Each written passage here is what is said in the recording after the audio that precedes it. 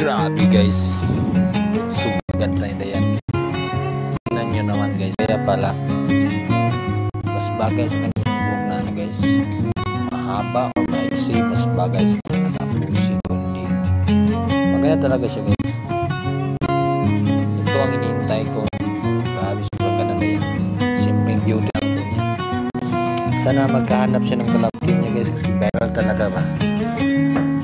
Viral talaga. Kita nyo naman.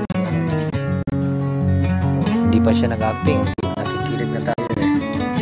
Diba? Sino kinikilig dito? Hindi pa nga siya nag-acting. Kinikilig na ako eh.